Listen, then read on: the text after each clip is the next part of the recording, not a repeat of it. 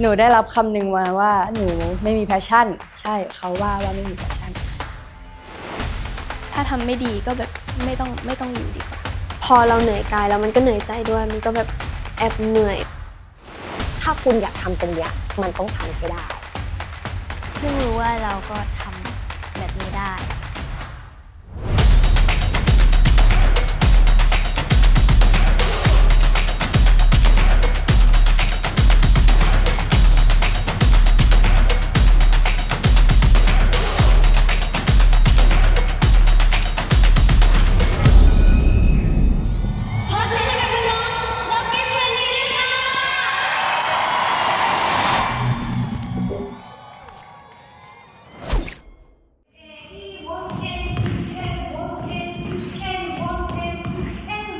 จริงๆแล้ว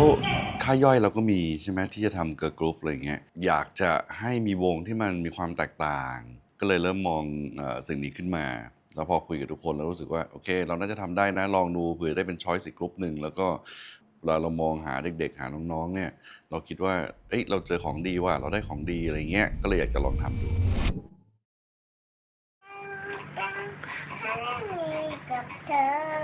เจ้าจอมที่บ้านด้วยแบ็กกราวด์ด้วยอะไรก็คือเป็นคนดนตรีคุณพ่อเป็นนักดนตรี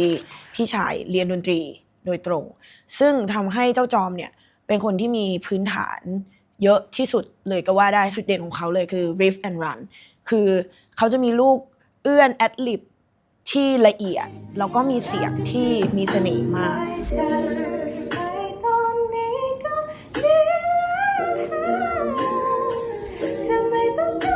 เป็นแบบ angelic voice คือฟังแล้วรู้สึกว่าเพราะมากร้องเก่งมากต่อมาเรียงไปเป็นจันเจ้าน้องเล็กสุดณตอนนั้นจันเจ้าเขาจะมี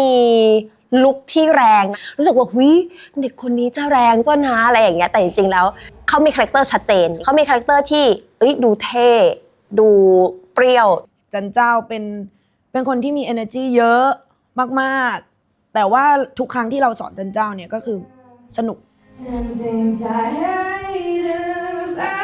เด็กคนนี้เสียงเท่มากไม่มีใครเสียงเหมือนเขาเลยรวมถึงวิธีการร้องของเขาด้วยเขาติดการร้องแบบคอรัสควายเออร์เพราะว่าแต่ก่อนเขาอยู่กลุ่มประสานเสียงดังนั้นเขาจะร้องให้เสียงเขาอะกลมและเบลนด์ไปกับทุกคน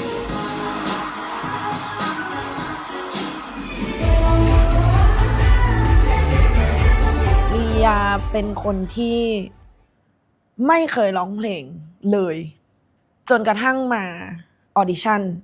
เข้าเป็นเด็กฝึกที่โลบีส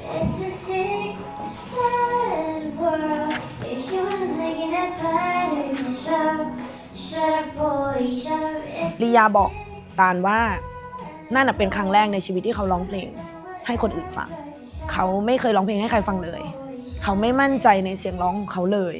รู้สึกไม่มั่นใจแบบเริ่มจากศูนย์นะลียาเริ่มจากศูนย์จริงๆในเรื่องการร้องเพลงแต่ว่าถ้าพอเต้นเขาเป็นอีกคนหนึ่งเต้นเขาคือเขา own the stage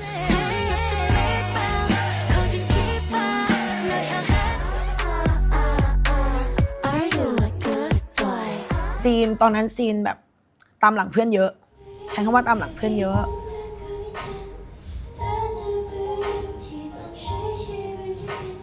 ซีนยังไล่สเกลกับเพื่อนไม่ได้เลยทุกครั้งเวลาเราซ้อมกันเป็นกลุ่มซีนจะยัง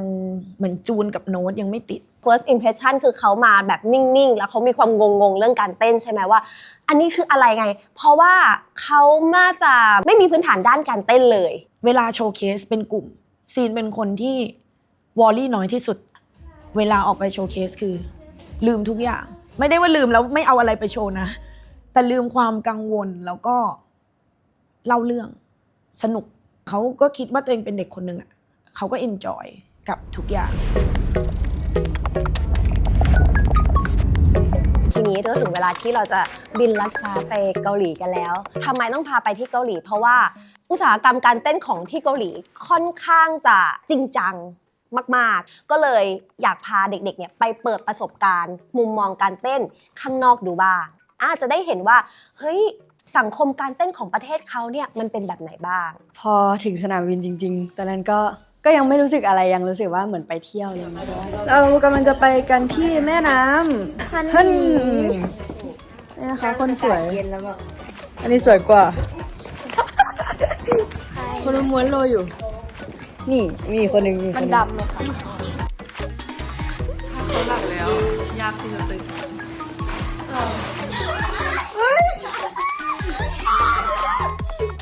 สวยอะค่ะทุกคน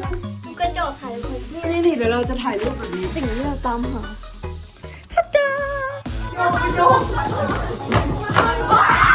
ก็ยังไม่รู้ชะตากรรมเท่าไหร่ค่ะ พอไปเรียนวันแรกก็เลยแบบว่าแอบตกใจนิดนึงเพราะว่าครูแอบดุอะไรอย่างนี้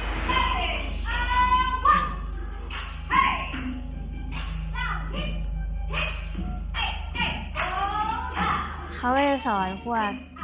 เบสิกอะไรอย่างนี้ มีเบสิก มีฟรีสไตล์อะไรหลายสไตล์การเต้น ก็รู้สึกว่าแบบได้ค้นพบหลาย ๆ อย่างที่แบบว่าไม่เคยรู้ว่ามันมีแบบสไตล์การเต้นแบบนี้มาก่อน ที่ไทยที่เราสอนเขาเต้นเราแค่รู้สึกว่าเด็กๆแก๊งเนี้ยพอเต้นได้เรียกว่าพอเต้นได้แต่พอไปถึงจริงๆปุ๊บถูกการชำแหละถูกการลองเต้นแบบฟาวเดชั่นหรือว่าเบสิกพื้นฐานของการเต้นกลายเป็นว่าอ้าว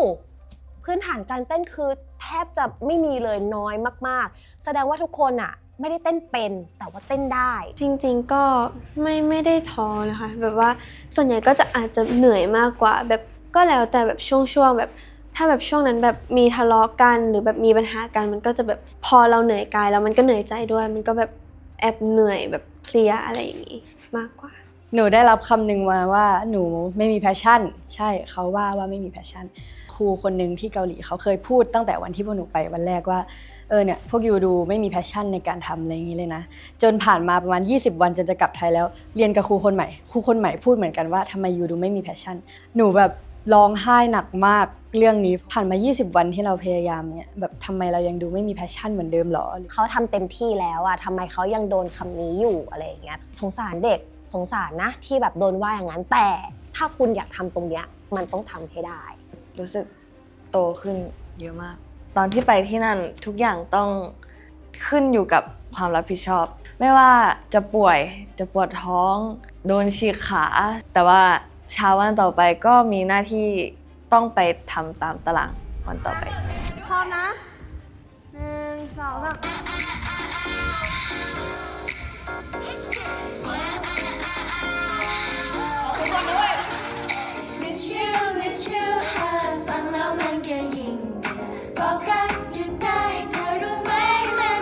เคมี4คนนี้ไม่ซ้ำกันไม่ทับลายแต่ในเชิงสกิลอ่ะมันค่อนข้างมองชัดอยู่ว่าใครยังตามใครไม่ทันในเรื่องไหนแล้วมันก็อาจจะส่งผลที่กรุ๊ปเนี้ยอาจจะพัฒนาไม่เร็วมากเพราะว่าอาจจะต้องค่อยๆพัฒนาสกิลของแต่ละคนขึ้นไปผมว่ามันน่าจะเป็นปัญหาของทุกกรุ๊ปก็คือไม่มีความเข้ากันเลยครับแบบว่าทุกคนต่างคนต่างเป็นตัวของตัวเองไม่มีจุดตรงกลางเรียกว่ายังไม่เป็นกลุ่มเป็นก้อนครับก็เลยลองเปิดออดิชั่นดูเผื่อว่าพอมีการแข่งขันกับคนใหม่ๆอาจจะทำให้พัฒนาการของทั้ง4คนเดิมก้าวกระโดดมากขึ้นด้วยไปในทางเดียวกันก็คือเราอาจจะได้เจอเคมีอะไรใหม่ๆที่ลองเอามาให้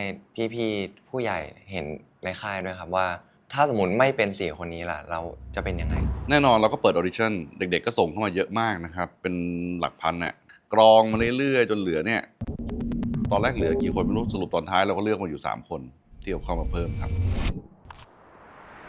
สวัสดีค่ะนางสาวอายุมิโทมิตะตอนนี้อายุ18 ปี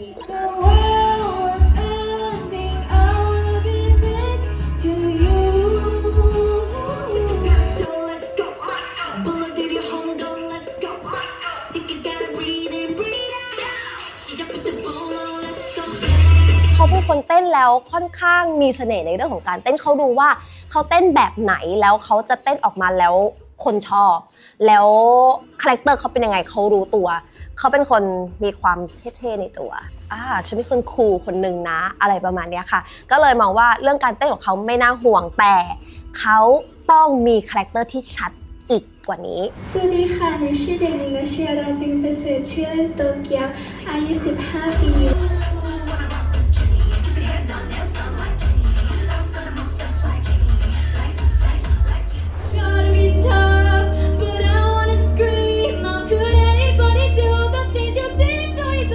โตเกียวร้องเก่งมาก แต่เป็นสายแบบเพอร์เฟกอะดีว่าเสียงกังวานใส่กิ้งสูงทรงพลัง แต่เขาเบาไม่เป็นมันเป็นความดังในเลเวลเดียวเราต้องมาคอยแบบดึงไดนามิกเขาลงเปิดช่องอื่นมากขึ้นให้เขาสื่อสารได้ละเอียดมากขึ้น สวัสดีค่ะ หนูชื่อเด็กหญิงฟินยาดีไซน์ชื่อเล่นชื่อฟินนาอายุ 16 ค่ะ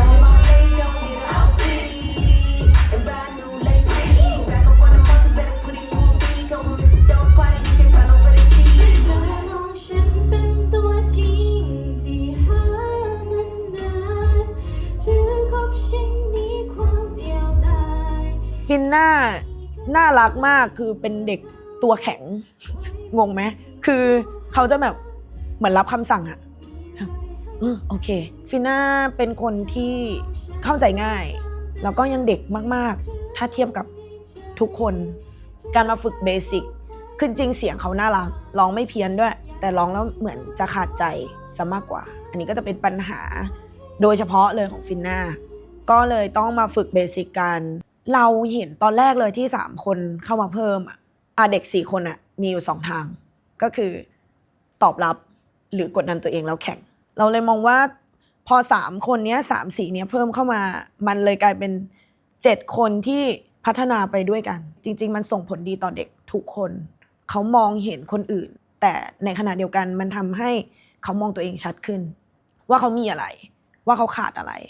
เขาอยากเพิ่มอะไรตอนที่เห็น7คนพร้อมกันเนี่ยรู้สึกว่าโอ้แข็งแรงดีจังเลยแล้วก็แต่ละคนก็มีเสน่ห์ของตัวเองแน่นอนซ้อมแรกๆเนี่ยก็ยังมีความบล็อกกิ้งไม่ถูกยังมีการอะไรอย่างเงี้ยเป็นธรรมดาของเด็กที่จะเป็นเทรนนีทุกคน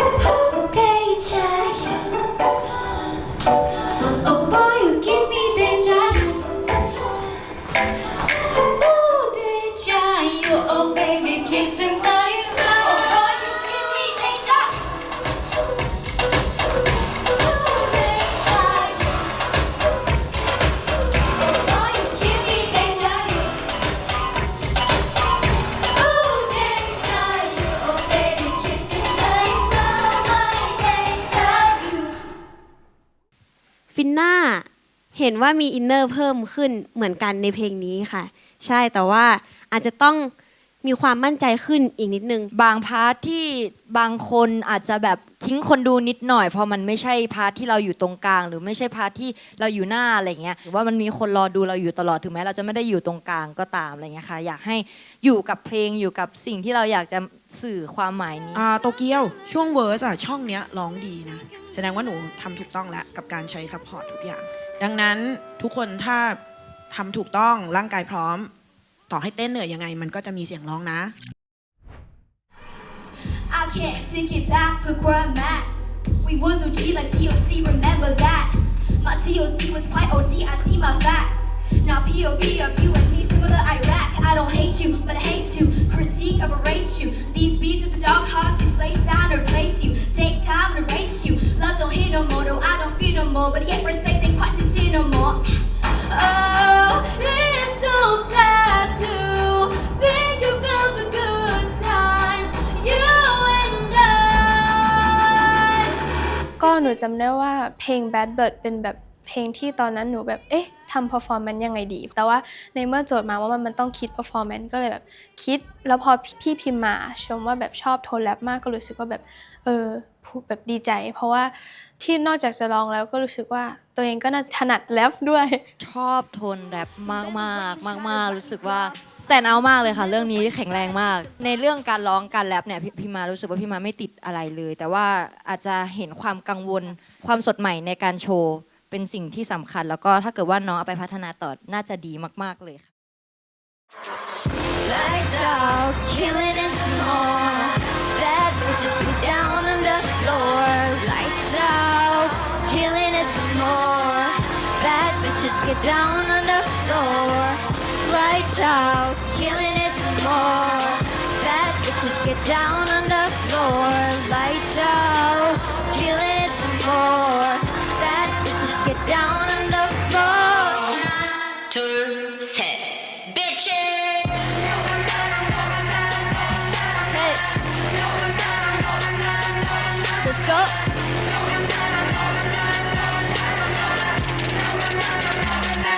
รู้สึกแบบนอยนิดนึงตอนแรกเพราะว่าคิดว่าทำได้ไม่ดีแต่พี่ๆเขาชมมันก็รู้สึกแบบที่เหนื่อยมาที่ผ่านมาอย่างเงี้ยมันแบบทำได้แล้วอะไรอย่างงี้ค่ะก่อนอื่นขอชมน้องก่อนว่าน้องเป็นคนมีคาลิสมาแล้วก็มีความมั่นใจในตัวเอง แล้วก็มีบางช่วงของโชว์ที่ดูมีความกังวลแบบผ่านสายตาอะไรเงี้ยเรายังไม่สามารถควบคุมเสียงให้มันนิ่งได้มากขนาดนั้นภาพรวมมีความมั่นใจมากๆค่ะแล้วก็รู้สึกว่าน่าจะทำมาแบบอยู่กับมันมานานพอสมควรมีความมั่นใจแล้วก็รู้ว่าจะทำอะไรดูสมูทเป็นโชว์ที่แบบมีต้นกลางจบได้แบบไม่น่าเบื่อค่ะ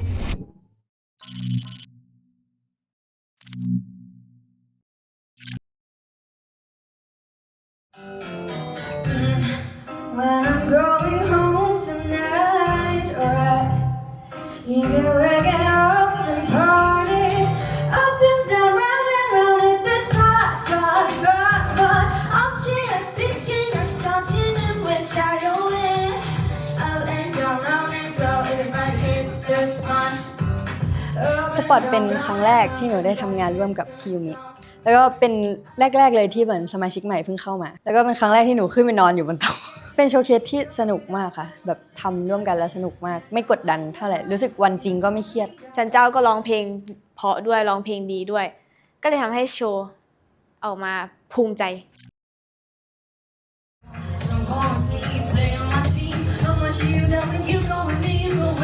Hello, bitch, you really wanna know why girls like that and girls like me? Oh, can't you see? ส่วน Girls Like Me ก็มีลียาที่เป็นคนแบบว่าคอยเป็นคนนำคอยเป็นคนแบบว่าช่วยทำโซนอะไรอย่างนี้ก็รู้สึกว่าตอน Girls Like Me ก็ชอบมันเข้ากันแบบว่าโอเคมากมันเลิศดี คือตอนที่หนูรู้ว่ามี3คนเนี้ยหนูรู้สึกว่าก็เป็นโจทย์ที่น่าสนุกเพราะว่าเหมือนเป็นคนที่ทั้งเต้นแล้วก็แรปส่วนหนูมีร้องด้วยก็เลยแบบรู้สึกว่ามันครบดีอะไรอย่างนี้แล้วก็อยากลองอะไรเล่นๆใหม่ๆก็มีเพิ่มเบรกแดนซ์ตรงโน้นตรงนี้แบบเลียก็เป็นคนคิดอะไรอย่างนี้รู้สึกว่าโชว์เป็นโชว์ที่ดีแหละแต่ว่าก็ยังมีข้อผิดพลาดอยู่ที่แบบก็ควรต้องแก้อย่างเรื่องท่าหรือเรื่องจังหวะอะไรที่แบบมันเต้นเหมือนกันแต่ว่ามันอาจจะไม่พร้อมกันอะไรอย่างนี้หรือว่าเรื่องแรปเรื่องอะไรที่ยังเก็บไม่ละเอียดพอ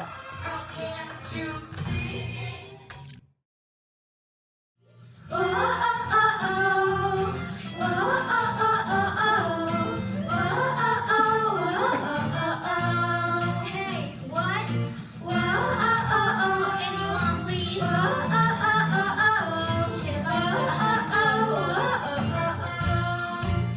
รู้สึกว่ากีบเลิฟนี่เขาน่าจะเลือกเพราะว่าอยากเห็นหนูในมุมที่แบบฟุ้งฟิ้งอะไรอย่างเงี้ยหรือเปล่าตอนที่ทำก็รู้สึกจักรจี้มากอยู่แต่ว่าพยายามหาอะไรที่แบบค่อนข้างเป็นตัวเองเข้ามาทำในเพลงนี้ก็คือโชว์เคสนั้นก็เลยเอากีตาร์มาเล่นตอนเริ่มจะได้ลดความแบบจักรจี้ลงนิดนึงแต่ก็จักรจี้อยู่ดีพออยู่กับ2คนที่มันค่อนข้างน่ารักมากๆก็เลยตลกตัวเองทุกครั้งที่แบบมองกระจกแล้วอยู่กับ2คนนั้นเพราะว่าเหมือน2คนนั้นมันเป็นแบบเป็นไอตัวจิ๋วแต่ว่าหนูคือคนที่แบบตัวเบอร์เริ่มอะสูงที่สุดอะก็เลยรู้สึกแปลกๆนิดนึง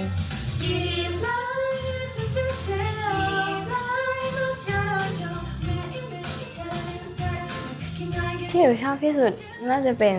โชว์ Give Love ค่ะที่ร้องกับโตเกียวกับพี่จอมใช่รู้สึกว่าโชว์นั้นหนูโชว์แล้วรู้สึกว่าภูมิใจแบบว่าพอใจกับสิ่งที่ตัวเองทำลงไปแบบว่าก็ไม่ได้มีอะไรพลาดขนาดนั้นแต่ก็รู้สึกว่าก็ยังมีอะไรที่แบบว่าต้องพัฒนาต่อไปอีกใช่ Yeah, Tomboy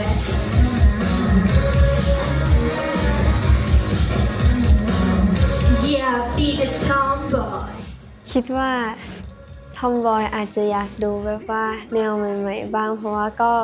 ปกติจะแบบไม่ค่อยได้แบบโชว์เพลง5 คน หนูแบบว่าชอบเคมี5 คนนี้มากแบบว่ารู้สึกว่า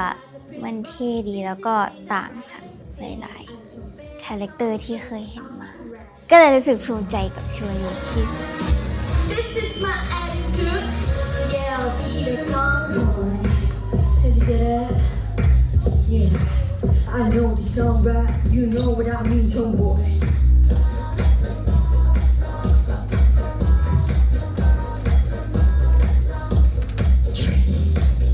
ตอนนั้นได้คำชมทอมบอยน่าจะเยอะกว่าปล่อยจอยแบบว่าอาจจะเพราะว่าเป็นเพลงที่แบบดูไม่ได้แบบชิลขนาดนั้นก็เลยแบบซีเรียสมากกว่าแต่เพราะว่าแบบปล่อยจอยแบบชื่อมันปล่อยจอยเราก็เลยแบบอาจจะปล่อยจอยไปนิดนึง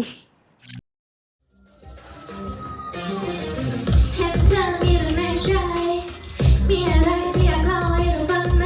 เรื่องราวให้เปิด all night จัดมาไม่ว่าเรื่องราวแบบไหนเรื่องไหนมาเลยเราคอยชมเธอไม่ต้องห่วงยาวๆได้เลยเราคอยเติมเธอไม่ต้องห่วงเจ้าวัน คิดว่าเพลงน่าจะเข้าแต่ว่าน่าจะอาจจะเสียงยังไม่ค่อยแข็งแรงที่เราวงไว้ชัดมากๆคือน่าจะเป็นจังหวะกับพิชเหลื่อมเยอะมากเลยก็รู้สึกว่าไม่มั่นใจ จริงๆมันพิชเยอะอยู่พอสมควรค่ะแต่ว่ามันมีหลุดมาเยอะเหมือนกันค่ะแล้วก็มีค่อมจังหวะค่ะนิดนึงตอนช่วงกลางๆเพลงอะไรอย่างเงี้ยค่ะอาจจะแบบว่าลองซ้อมกับเพลงให้มากขึ้นร้องตามเพลงไปก็ได้อะไรประมาณนี้ค่ะ ปล่อยเพลินมาปล่อยเจ้าข้ามก่อนแพ้ปล่อยจอยใครไม่เอาเราไม่แค่แค่ต้องไปสนใจใครไม่เอาเราไม่แค่แค่ต้องไปสุด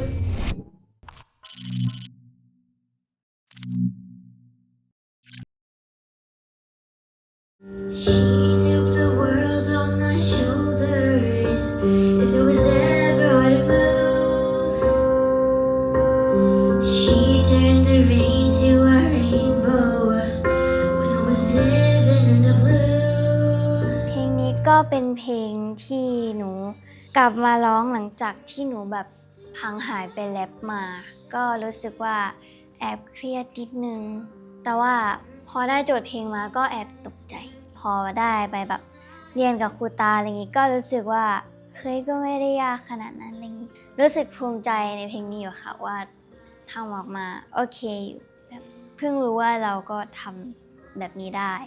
Cause sometimes I look in her eyes and that's where I find a glimpse of us and I try to fall for her touch but I'm thinking of the way it was I'm forgiven, I'm a villain, I'm forgiven, yeah, gotta I'm forgiven, I'm a villain, I'm a visual giver, I'm forgiven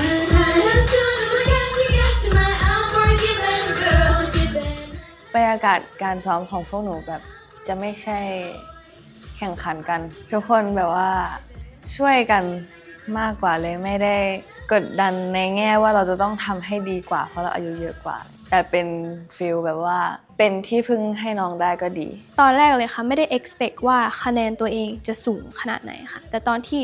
พี่ส่งมาว่าแบบคะแนนเป็นอย่างนี้นะก็แบบเฮ้ยแบบรู้สึกว่าครั้งหน้าต้องแบบดีขึ้นเรื่อยๆอะไรเงี้ยไม่อยากให้มันตกต้องแบบพัฒนาไปเรื่อยๆค่ะเพราะว่าตอนเข้ามาใหม่ๆก็แบบค่อนข้างคาดหวังกับตัวเองสูงเลยเพราะว่าแบบรู้สึกว่ามาจุดนี้แล้วแบบถ้าทำไม่ดีก็แบบไม่ต้องอยู่ดีกว่า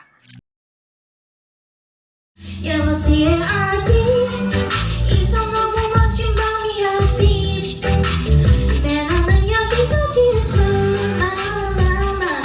Please keep the love. Hello, stupid ID. Cause I'm only one don't take it a beat. Stop it, cut it, you high cause we don't know.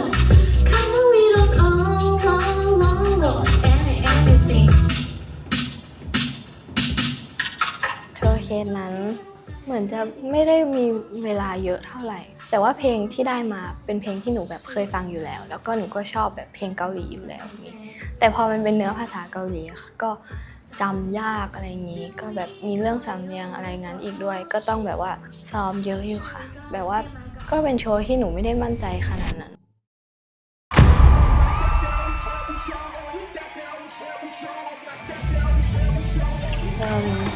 งานนั้นตอนแรกเลยที่เขาบอกว่าให้พวกหนูไปตอนแรกไม่ได้รู้ว่าจะต้องไปโชว์ค่ะ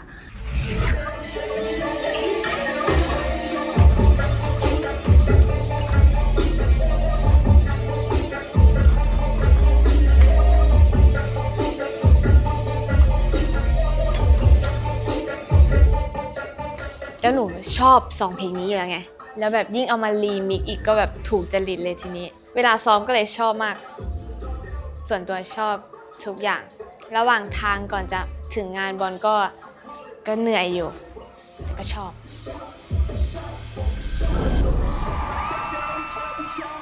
ตอนนั้นแบบว่าไม่คิดว่าคนจะไปดูเยอะขนาดนี้เพราะว่าคือตอนแรกอะเขาบอกว่าไม่เยอะแบบว่าเป็นงานบอลงานเล็กๆเราก็เลยแบบเอ้ยงานเล็กๆไม่เป็นไรหรอกชิวๆพอไปจริงแบบคนเยอะมากก็เลยแบบตื่นเต้นนิดนึง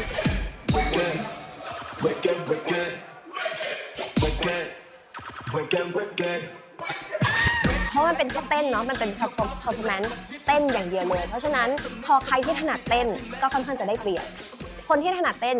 อายุนี้แน่นอนเพราะว่าเป็นคนที่ผ่านเวทีการเต้นมาค่อนข้างเยอะเวลาเขาเพอร์ฟอร์มการเต้นเขาเลยมั่นใจแล้วเขาเลยทำออกมาแล้วทำให้คนรู้สึกสัมผัสได้ว่าเนี่ยคือคนที่แบบสามารถนำเสนอด้านนี้ออกมาได้อย่างดีที่สุดสำหรับคนที่มองเนาะก็จะมองคนนี้นำเสนอออกมาได้แบบดีที่สุดเลยเพราะว่าด้วยเพลงไว้เพลงเป็นเพลงแบบแนวฮิปฮอปเนาะเพลงเท่ๆเต้นมาแบบใส่แรงพลังงานเต็มที่เพราะฉะนั้นอายุมิเลยเป็นคนที่สามารถจะควบคุมและคอนโทรลตรงนี้ได้ดีที่สุดเขาเลยได้เป็นคนเปิด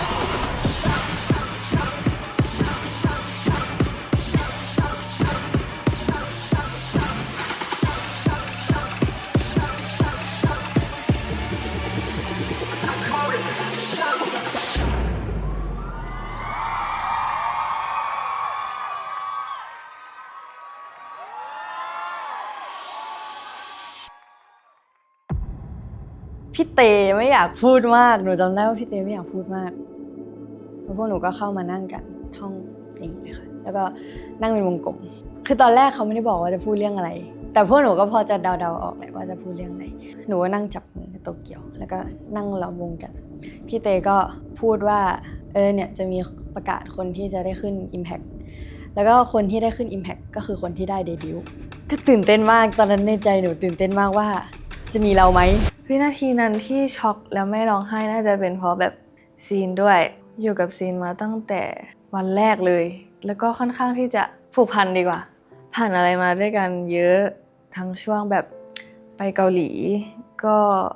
ลำบากตรากตรำเห็นภาพซีนอยู่ข้างๆมาตลอดแบบไม่ว่าจะตอนไหนไปโชว์หรือว่าตอนซ้อมก็จะเห็นซีนอยู่ในทุกโมเมนต์ของเส้นทางนี้แต่พอวันนั้นพอแบบประกาศชื่อแล้วไม่มีซีนก็เลยช็อกตอนแรกที่เข้ามาความคิดที่หนูมีคือแบบน่าจะได้เดททุกคนแต่ว่าพอไปเรื่อยๆทุกอย่างมันก็เริ่มเปลี่ยนแปลงแล้วพอที่ฟินน่ากับซีนไม่ได้เดททำให้หนูรู้สึกว่าแบบนี่คือเพื่อนเราอะที่แบบเทรนมาด้วยกันถึงแม้อาจจะระยะเวลาไม่ได้นานแต่ว่ามันก็แบบรู้สึกแบบเสียใจพออยู่ด้วยกันมันก็ดีแต่พอต้องไปกันแค่5คนแล้วอีก2คนไม่ได้ไปต่อด้วยกันมันก็เลยรู้สึกแบบก็เสียใจคือตอนแบบรู้สึกถึงความผิดหวังของคนอื่นจนแบบว่าลืมไปเลยว่าแบบ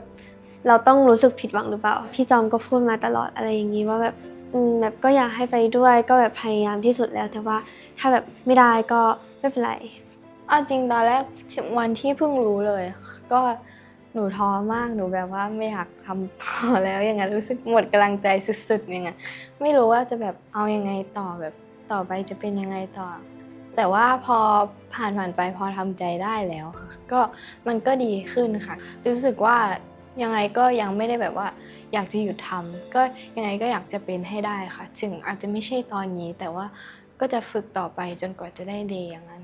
พอหลังจากที่ทำใจได้แล้วก็กลับมามีแพชชั่นหนูว่ามีแพชชั่นกว่าเดิมด้วยค่ะแบบอยากจะทำให้ได้มากกว่าเดิม จริงๆเราต้องบอกอย่างนี้นะโอกาสยังไม่ได้โดนตัดขาดอะไรแบบ 100% หรอกเพียงแต่ว่าถ้าจำเป็นจะต้องทำตามไทม์ไลน์เราคิดว่าคนที่ไปได้5 คนแรกก่อนเราเชื่อ 100% เลยเต็มอกเลยว่าซีนฟิน่ายังสามารถที่จะพัฒนาไปอีกเยอะมากๆแล้วก็มีเสน่ห์ส่วนตัวที่ไม่มีใครมีได้เหมือนหนูทั้ง2 คนมีความมุ่งมั่นแบบนี้ไม่อยากหยุดพัฒนาแบบนี้ก็จะเป็นศิลปินได้แน่นอน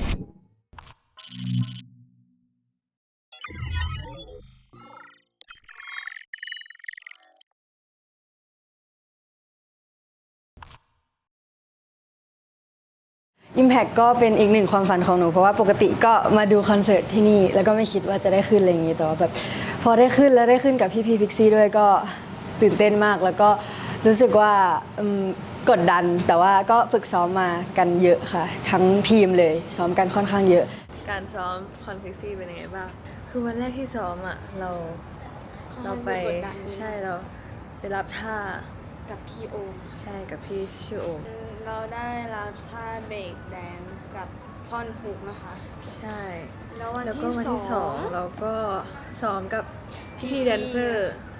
แล้วก็มีบล็อกกิ้งแบบตื่นเต้นมากคือทุกอย่างมันเริ่มเหมือนจริงขึ้นเรื่อยๆแบบพอได้ทำอะไรที่แบบมันเหมือนจริงขึ้นเรื่อยๆแล้วมันแบบตื่นเต้นอ่ะมันมีไฟจริงไฟมันร้อนไฟมันอันตรายนะคะวันนี้ก็จะเป็นวันที่3แต่ว่าเราจะได้ซ้อมตอน4 ทุ่มถึงเที่ยงคืนนะครับแดนซ์5 6 7 8 1 2 3 5 6 7 8 7ผู้8 1 2 3 4 5ไม่ได้มีกับเธอเกินไปคิดว่าฉันเองเกรงใจเธอไม่แย่แค่ไม่ใช่นะเธอไม่ก็ไม่แย่ไม่ใช่ไม่ใช่นะตอนนี้เราก็กำลังจะไปฟิชชุดค่ะสวัสดีค่ะขอดูชุดได้ไหมคะ หนูว่าเนี่ยของหนูหรือเปล่า ไม่รู้ มั่ว พี่ยูมีได้ชุดยัง อันนี้เสื้อข้างในเป็นแบบนี้แล้วก็มีแจ็คเก็ตสีนี้แล้วก็กางเกงรองเท้าก็แบบนี่เท่อะแล้วก็ของหนูได้แล้ว ขอบคุณค่ะเพลงนี้เลิศนิริยาเป็นแม่มดนะคะโตเกียวเป็นอันนี้นะคะนักบุญเพิ่มพลังให้เพื่อนนะคะ เจ้าจอเป็นนักธนูนะคะปึ้งจันเจ้าเป็นนักรบนะคะอายุเป็นคนขับรถ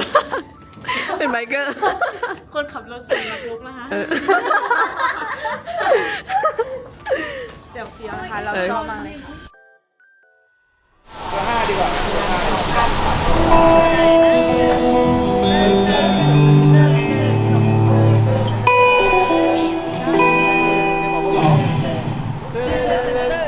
โต๊ะตึงโต๊ะตึงโต๊ะตึงโต๊ะตึงดูลองมันต้องส่งไปแบบกว้าง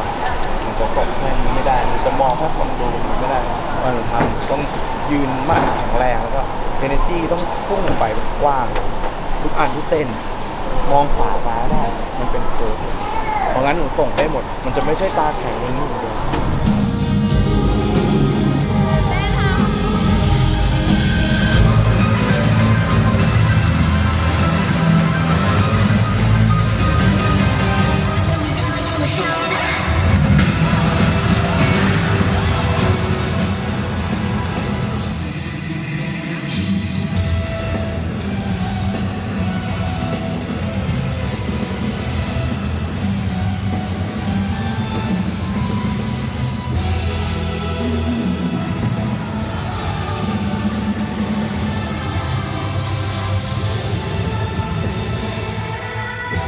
แบบ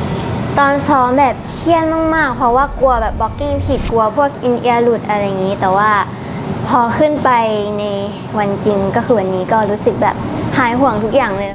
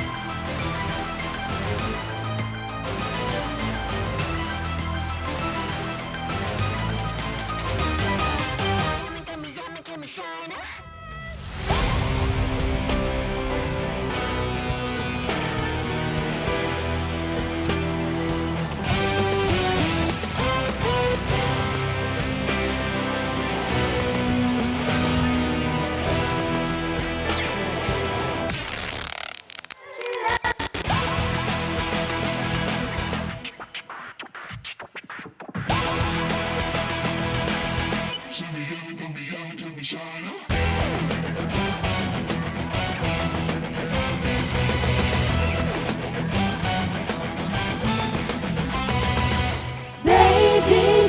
มีใคร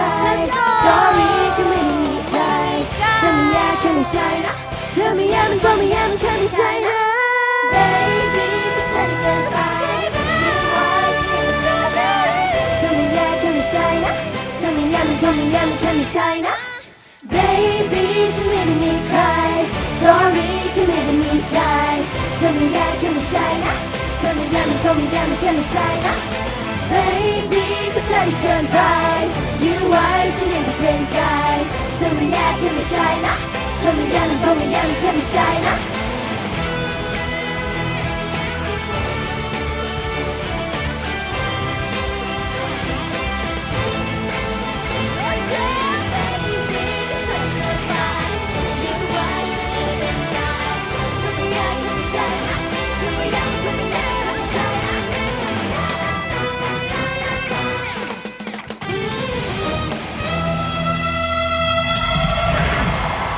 หนูอยากให้ไปแบบ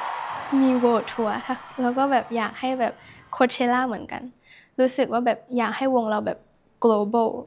ดังในแบบไม่ใช่แค่ในประเทศไทย รู้สึกอยากให้ไปแบบ